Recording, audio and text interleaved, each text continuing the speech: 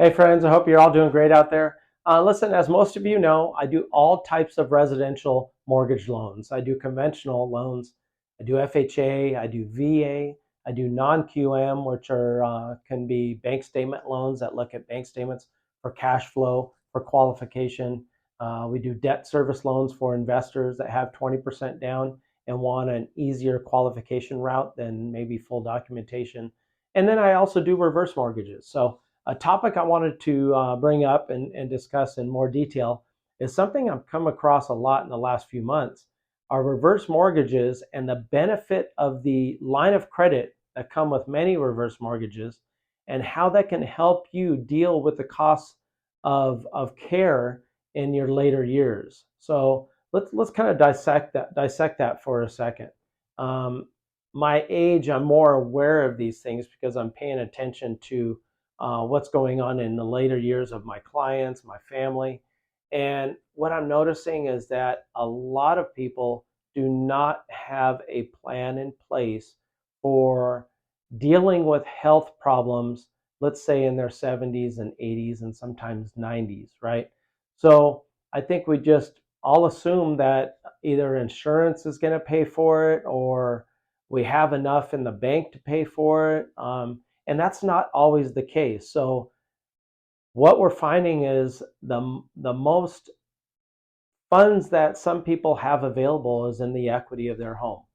And so if that's a tool you can use to pay for not just quality of life and the things that I talk about sometimes, the vacations and paying debt down that we do with reverse mortgages sometimes, but also to pay for caregiving. That could be in so many different forms. Caregiving could be essentially somebody's senior health is actually okay, but they need someone to come take care of some things at the house. Those things cost. But if there's also major health issues, those things cost a lot more. And where are you going to come up with those funds? So, reverse mortgage line of credit can be a tool where you can do that and still stay in your home.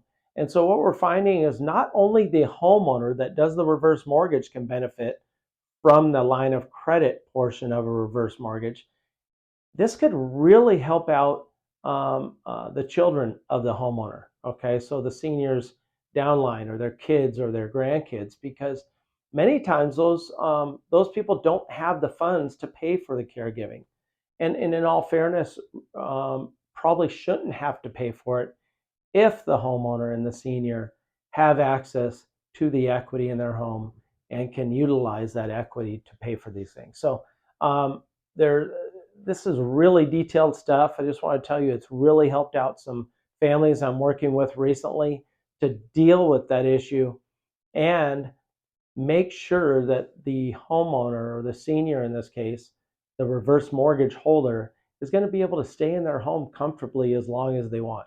So if you have questions on how that works, believe me, there's a lot of questions up front that go into doing a reverse mortgage, and that's fine. That's the way I like it, the way it's designed. There's even counseling, third-party counseling that's a requirement on that mortgage loan.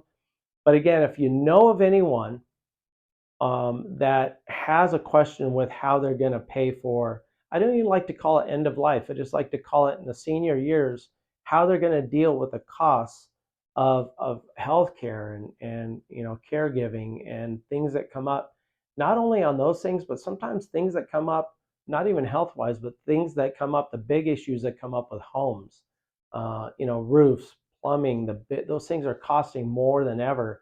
That line of credit can help with that as well. So I'm just a call away or an email or a text. Kerry McCaslin with TriStar Home Loans, where I work for you, not the bank. Till we talk next time, take care.